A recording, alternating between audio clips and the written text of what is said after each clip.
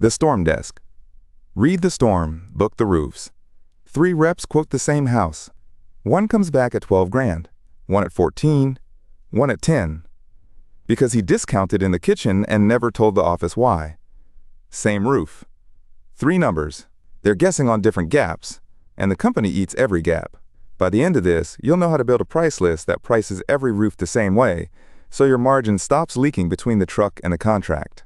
Not the same price on every roof, the same method on every roof. First, name what's broken. Estimates don't drift because roofs are weird.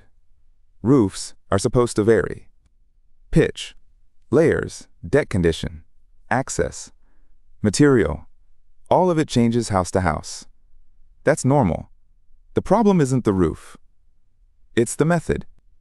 When 2 estimators price the same roof and land 10% apart, the roof didn't change. The math did.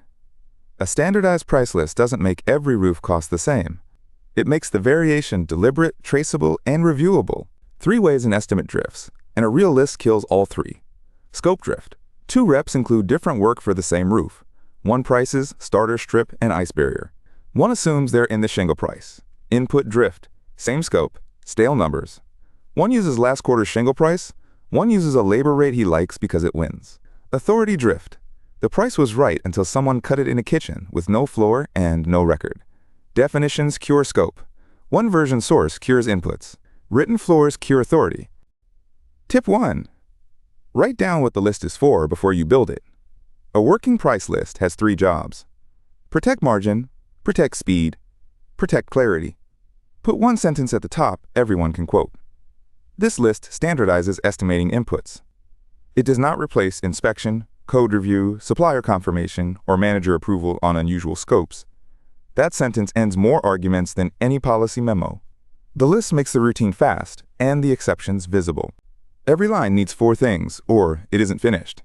An owner who maintains the number, an input where it comes from, a unit, how it's measured and billed, and a trigger, the condition that forces a pause. Take tear off. Owner is the production manager. Input is closed job labor data plus disposal invoices. Unit is the roofing square, 100 square feet of roof. Trigger is anything that breaks the assumption. A second layer, steep slope, tile to remove. Drop the trigger and a representative prices a 2-layer tear-off like a 1-layer, and the crew pays for it on the roof. Anchor the list in your costs, not the market. National indexes are context, not pricing. The Producer Price Index from the Bureau of Labor Statistics tracks the average change in prices producers receive over time, and construction input prices ran up around 2.3% year over year in mid-2025, steel and copper faster. Your list is built from your supplier quotes, your payroll, your disposal invoices, your local code. The index says the water is up. Your data says how high to build. Tip 2. Build line items around how a roof actually goes together. Vague packages hide errors. Roof replacement package tells the office nothing and the homeowner less. Break it into named sections. Tear off, disposal, deck allowance, underlayment, ice barrier, starter, field shingles, hip and ridge, valleys, flashing, ventilation, safety setup, permits, cleanup. The roofing trade group's guidance is to compare detailed estimates for consistency in scope, materials, and reasoning, not a bottom line number. Keep 2 views, an internal list that audits every component, and a clean customer proposal that traces back to those same items. Waste is a line item, not a vibe.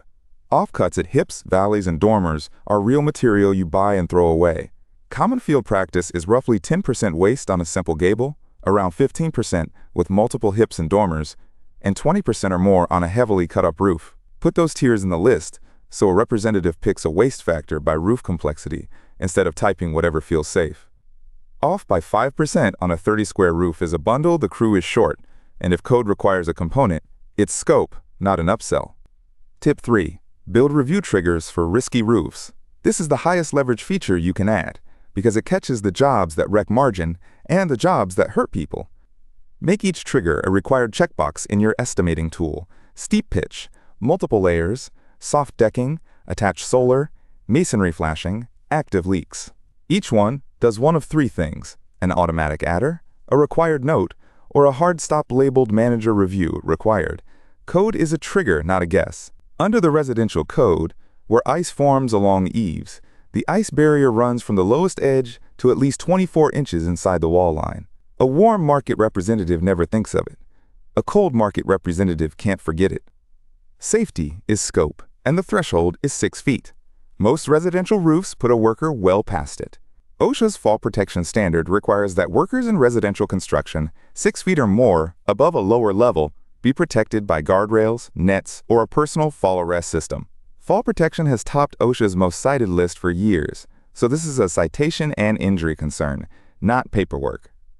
Anchors, staging, and supervisor time cost money.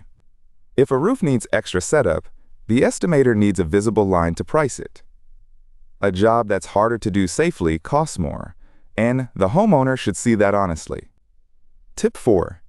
Update inputs on a schedule from verified costs. Price list failure almost always traces to stale numbers. If your list only changes after a job loses money, you are already late. Run 2 cadences. Review volatile items monthly. Shingles, fuel, disposal fees. Review labor and overhead quarterly. Pull the numbers from real sources, not headlines. Supplier quotes, purchase orders, payroll, closed job reports. The IRS says, good records help a small business monitor progress and track expenses, and those same records let you price with confidence. If you can't see your true material, labor, and overhead cost, you can't maintain a price list.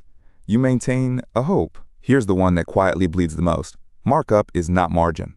Markup is what you add to cost. Margin is the share of the selling price you keep, not the same number. To earn a 30% margin on $10,000 of cost, you divide 10,000 by 0.7. That's $14,286.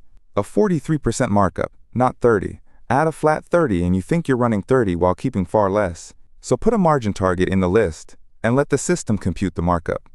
And version control every change. A price list without version control is a rumor. Tip 5. Train reps to explain consistency, not just enforce it. The goal is a representative who can say why the number is the number. We price from measured roof facts, the materials you chose, the scope your roof needs, and current supplier costs. That beats, this is just our price every time. The FTC's advertising guidance requires claims be truthful and backed by evidence with a reasonable basis before you make them. So don't advertise cheapest, fastest, or most accurate unless you can prove it. And give reps written authority limits. Optional upgrades, sure. Required scope, no. Here's where RoofPredict fits and where it doesn't. A price list controls how you price. It says nothing about which roofs are worth a truck roll. The cheapest estimate is the one you never had to drive to. RoofPredict pairs an estimated roof age range with storm physics modeled per individual home, scoring which roofs a real storm most plausibly wore out, so your consistent estimate lands on a roof that might actually buy. It does not inspect the roof, diagnose damage, or decide coverage. Roof age is a planning range, not an exact date. Good targeting fills the funnel. The list quotes every address the same way. Close the loop. A price list doesn't promise every roof costs the same. It promises every roof gets priced the same way. Define what the list is for. Build line items around real scope. Trigger on the risky roofs. Update from verified costs and compute markup from a margin target, not a feeling. Train reps to explain the number. Then run an audit before any bid leaves. The roof still varies house to house. The method stops varying representative to representative.